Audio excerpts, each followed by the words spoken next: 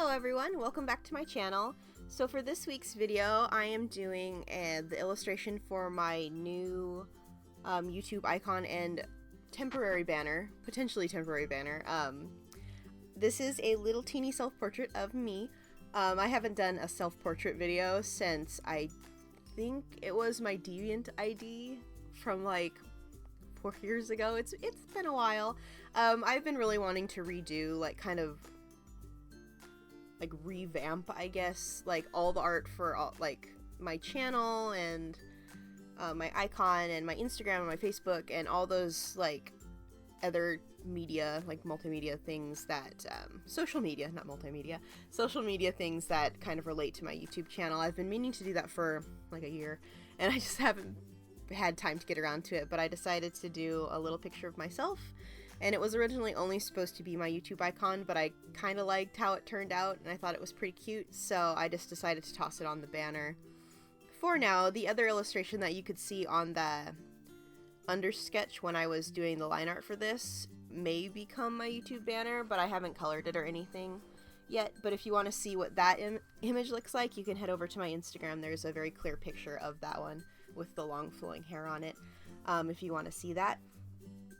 But as I said, this is a little self-portrait of me, and I decided to have me or her holding some of my favorite, surrounded by some of my favorite things, similar to how I did my Deviant ID a million years ago. So I have some Copic markers, my Midori notebook, the like teal and pink one that I always use in all my quick sketch videos, and I'm holding my my planner because I love my planner. That's something I'm super into right now.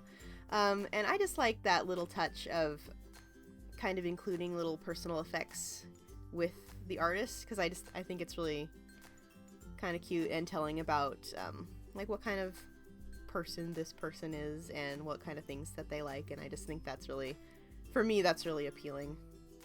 When I posted this illustration on my Instagram, you can actually see a like clearer image of the final coloring of this, as well as the original sketch of this before I cleaned it up with line art. As I said before, I started coloring this, or when I posted it on Instagram, I got a lot of questions about how I colored it with no line art, and as you can see in the video, there is actually line art. I'm not using any Copic multi-liners this time.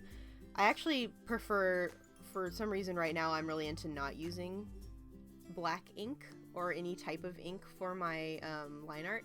I'm using Prismacolor Col-Erase pencils in Terra Cotta and Tuscan red. I believe I've used these in another video. I think my Bianca video, I used the same Col-Erase pencils, but I just really like the way they look with Copics, because once the Copics are layered over it and it's all finished being colored, it looks like there's no line art at all, and I really like that kind of like loose painterly look. I know not everybody's into that, but I kind of am, so I just decided to go with that way of coloring for this particular piece. And I got asked a lot how I was able to color over the pencil without it damaging my marker nibs. I've noticed that the Col-Erase, for some reason, does not do damage to my marker nibs. I am really careful when I color to make sure that I don't color over the pencil lines that much, but I do obviously end up doing that occasionally, but I've never noticed that they clog my nibs or anything. So I know that when you color with Copics over regular pencil, like just like an HB pencil, it will damage your nibs. Like you can absolutely see it smearing and like you can see the color of the pencil on the nib itself. But the Col-Erase, they stay put really well. Like they don't smear or anything when you're coloring over them with a marker, even if you put a lot of color down like I do.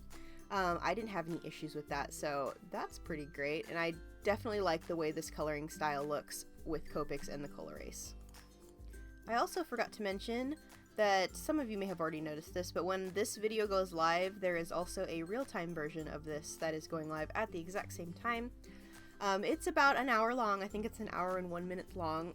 I've been asked for a long time to start doing real-time videos, because I know that people like to watch people color in real time. It's kind of like watching a live stream, which I am going to be doing very soon. I just am kind of trying to figure out, like, work all the kinks about doing live streaming out, and I, you know, whatever.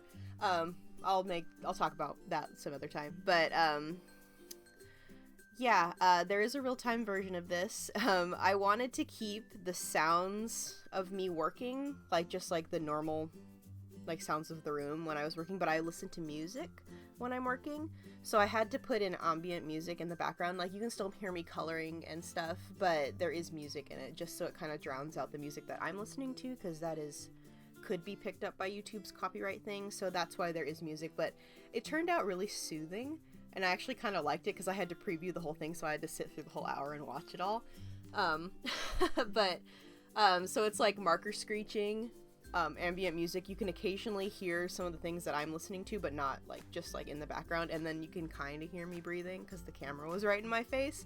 So this is going to be the first live video that I do, and I'm going to see like how you guys like that, and if you like that, I will keep doing more of them. So let me know if you like that type of video, because I can always post more.